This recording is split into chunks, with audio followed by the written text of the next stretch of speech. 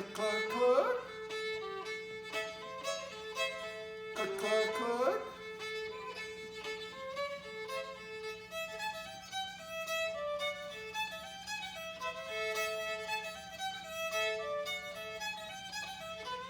Cluck, cluck, cluck. Cluck, cluck, cluck. And my old hen's a good old hen. She lays eggs for the Binghamton men. Sometimes a one, sometimes a two, sometimes enough. Hold on, crew.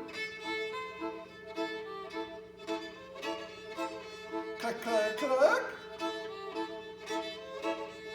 And my old hen's a good old hen. Also lays eggs for the Binghamton women. Sometimes a one, sometimes two, sometimes enough. Hold on, crew. Cluck, cluck, cluck.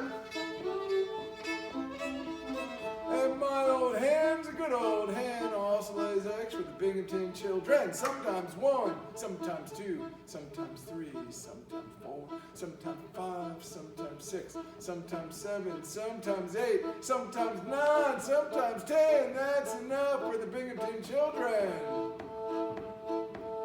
And you've all been so patient here. Asked good questions too. Good comments too. Mike Ken, you lost your mind. Why would that have changed your life? That fiddle tune. It also shows my singing. You've heard, except for my burnt down house, you've heard most of all of what I can sing. I need to learn some singing. But why would that have changed my life? Maybe there's somebody else here. This is a smart group.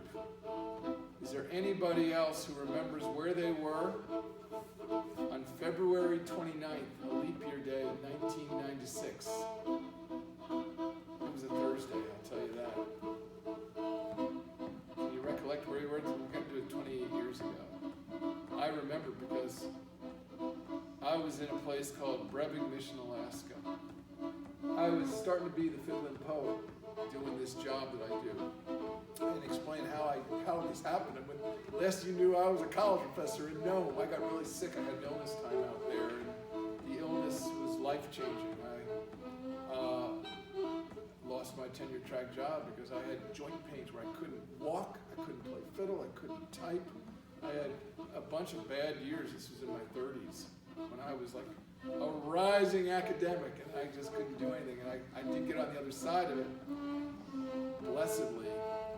But on the other side of it, this is what I became, the Alaskan fiddling poet. And so one of the earliest jobs I ever had was going into rural Alaska schools, because when I was a college professor, I would visit my students, and I learned to do that. And I met some people, and I got some jobs. I was on a 5-week tour, mid-February till like late March 1996. I had a week in Nome in schools. I had a week on that St. Lawrence Island in Gamble and Savunga. I had 2 days. It must have been February 26th, 27th. It was a Monday, Tuesday in a place called Teller, Alaska. 10 miles away. You only can get there places by plane. When it's winter, there was a road to Teller, but to get to Brevard, you have to get on a plane. I was there February 28th and 29th, Wednesday and Thursday. My contract said, in addition to the schools, you're going to do a show in the evening. February 29th, Thursday, from 7 to 8, I did a show. I am a white person. I was a white person then. Brevard Mission is an Inupiat Eskimo village. They had about 250 people there in the gym. The village had 350. Put that in perspective, let's see, that'd be about 250, 350, let's see, that's like 5/7. How big is Binghamton? How many people?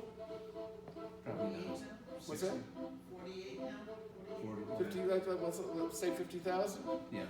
So let's see, 5/7, 50,000, we'd have about 35,000 people see me and Lydia. But it was just me in a gym, 250 people. I'm a white person. I was playing. I had no Lydia Garrison. There was a sound system, but the sound system wouldn't be as nice as the sound system here at the Atomic. Tom's Atomic. It wouldn't have had a sound system like this. But I was there, and if you do things publicly, Richard plays, Lydia plays, Tom, you've done stuff public. Connie, you've spoken, you know when things go well. I know, Mike, you know when things go well. You know when things go fair.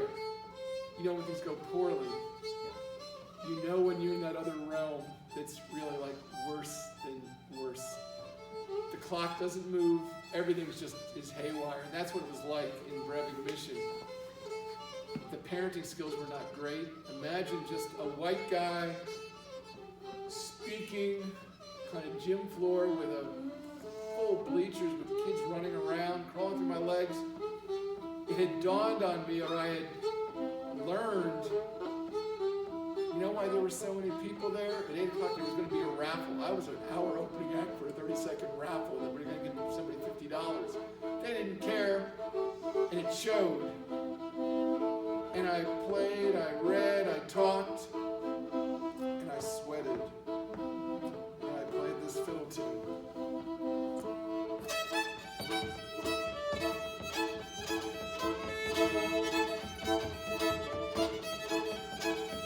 I went cluck, cluck, cluck. Cluck, cluck, cluck. But I didn't sing about the Binghamton men, women, children, the Brebbing men, the Brebbing women, the Brebbing children. And then when I went sometimes 1, sometimes 2, sometimes 3, and sometimes 4, sometimes 5. Well, the kids, there are all these kids running around, and they know their numbers, and I had their attention briefly. It's a square dance music, and you get people like Brian Volmer, who's lives here, who's deeply knows Southern fiddle tunes. And you probably have a dance caller here somewhere in town, but I know there is. Brian's actually talking about doing a square dance here on the 18th, having somebody call a dance or two in the midst of the evening. But I've thought that I could call a dance someday. I mean, there I was in Brebbing with these kids paying attention in the midst of this horrible, horrible event where the clock's not moving. And I had a brainstorm. I said, all you kids 10 and under, make a big circle far side of the gym. That is what I said. Went back to playing.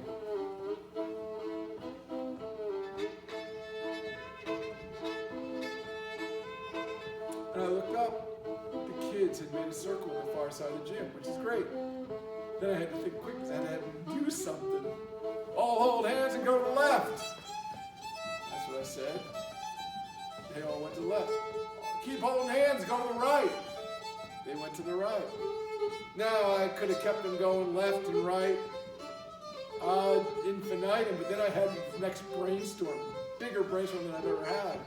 I said, all you kids who are now getting very sleepy, lie down on the gym floor, pretend to go to sleep. And they did it.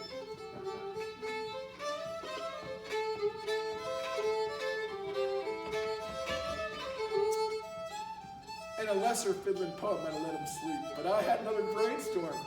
I said, all you kids are now having a dream, you're all puppy dogs. And sure enough, they went on all fours and went, woof, woof, woof, woof. I said, back to sleep.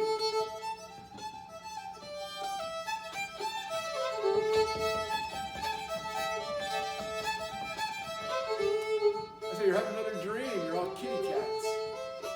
They went on all fours and went, yeah, back to sleep, back to sleep. I had them become birds and bears and whales. And if you know the culture there, it's not a nature cultural thing. I said, you're all airplanes, because airplanes come and go through there all the time. That's how you get places. You're all airplanes, and the kids did all that. The kids are having a good time. The parents are happy, the kids are happy, their mind off the raffle. The other white person, I always remember her name, was the principal, Monica Dickens. She was happy, they were happy, I was happy, Monica was happy. I look at the clock, 7:25, and there's more animals still to go. I'm going to keep this thing going, and I'm going to survive this show in Brebbing Mission. And if I survive that show in Brebbing Mission, I could go anywhere, do anything. Atomic Toms, sure, I could be here because I was in Breivik Mission February 29th, 1996. But what I couldn't do, and I did get through that performance, there was a raffle, somebody won it. You didn't have to hear the white guy play any longer. But I couldn't leave on March 1st, even though I had a plane, because there was bad weather. The weather can get kind of squirrely out there. And March 2nd, Saturday, my flight was also canceled. And I'm thinking like, man, I'm gonna be in Breivik, Michigan forever. But I was visiting one of the high school teachers, a guy named Keith Conger, and he's, you know, if you live there, you just hear things. He says, I hear a plane landed. If a plane is landing, it's going to take off. It's going to go to Nome. And let's go to the runway and see. It's not your flight, but maybe you can get on that plane. Because that's the only way to get from out of there, unless you get on a snow machine. They call snowmobile snow machine or a dog team, but bad weather. But the plane was landing. I gather my stuff. Keith takes me out there. It was a cargo flight. Young guy took out the box and says, there's room in the front seat. $80, I'll take you to Nome. I go, well, the school will pay for it because I'm on tour. I'll get on that plane. And that was March 2nd, 1996. And March 2nd, 2024, I will celebrate 28 years of having survived a plane crash. That plane crashed. I didn't get to Nome. And I have a whole story. I could do a whole show just about my plane crash. And I have a long story about that. But what I'll do is I'll do one short, light plane crash poem called Nome Celebrity, for anybody who's ever lived in a little town. Nome Celebrities. 2 years writing, teaching, and fiddling, sharing all I could.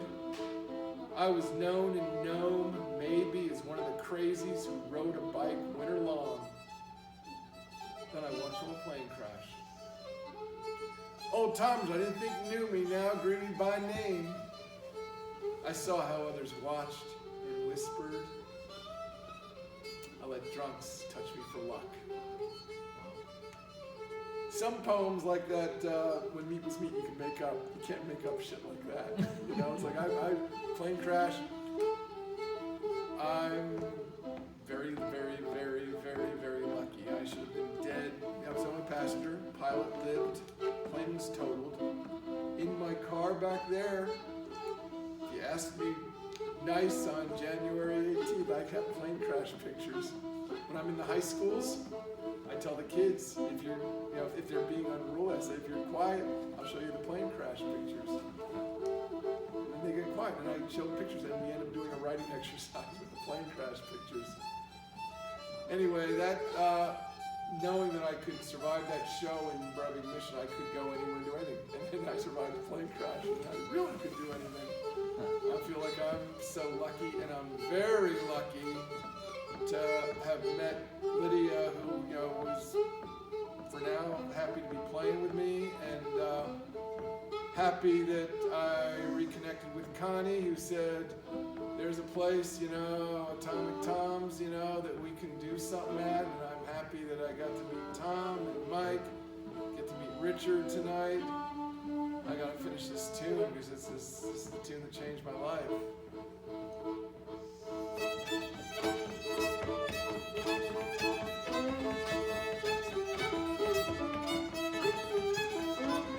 Cluck, cluck, cluck.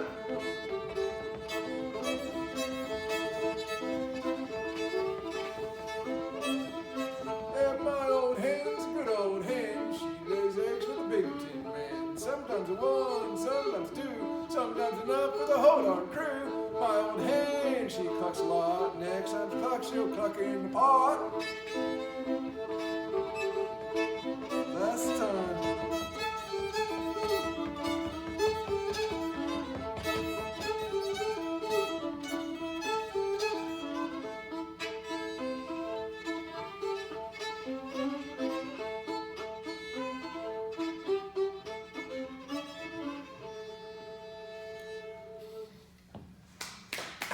Really wanted to do that one. Lydia didn't tell me to, but she's been too polite, but she would want me to say that she has CDs here. If you like that Burns song, it's on there, and the other song is on there too.